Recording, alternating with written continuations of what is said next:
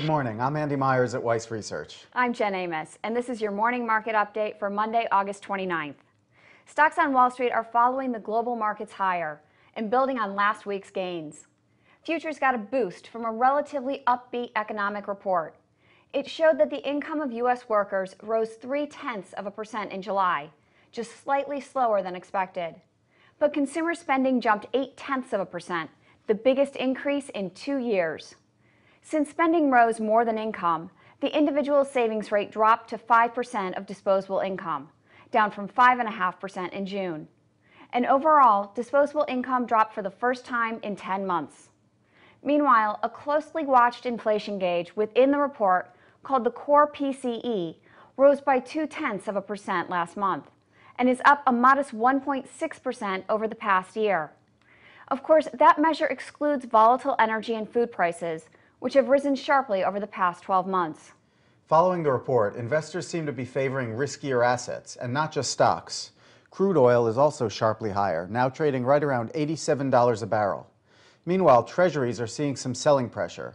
The yield on the benchmark 10-year note is rising well above 2.2%, and the U.S. dollar is losing ground against most of its major rivals.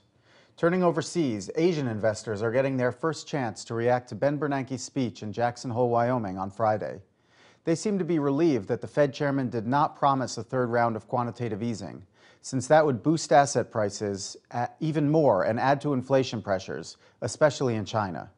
And in Japan, lawmakers from the ruling Democratic Party chose Finance Minister Yoshihiko Noda as their next leader, all but ensuring he will replace Naoto Kan to become the country's 6th prime minister in 5 years. The major markets across Europe are broadly higher as well. They're also reacting to Bernanke's speech, but for different reasons than the Asian investors. Instead of his reluctance to implement QE3, the Fed chief's outlook for economic growth seems to be boosting sentiment. Bernanke said that the economy should be able to get back to full strength in the long term, as long as policymakers are able to bring down the unemployment rate. On that front, the government will release its monthly employment report on Friday. Economists expect that U.S. employers added about 50,000 jobs in August, following 117,000 in July. Turning back to Europe, the markets there are also getting some help from a big merger among two Greek financial institutions, Alpha Bank and Eurobank. That deal is giving a boost to the entire financial sector. Another industry that's likely to get a lot of attention today is insurance. Risk management firm Kinetic Analysis estimates that damages from Hurricane Irene will total about $7 billion, and insurance companies will bear the brunt of those losses. Allstate, Travelers, and Chubb are likely to have the most exposure to damages along the East Coast. But since the storm was not as bad as feared, those stocks are all up sharply this morning, all gaining about 4%. Meanwhile, all the major stock exchanges opened for business as usual this morning.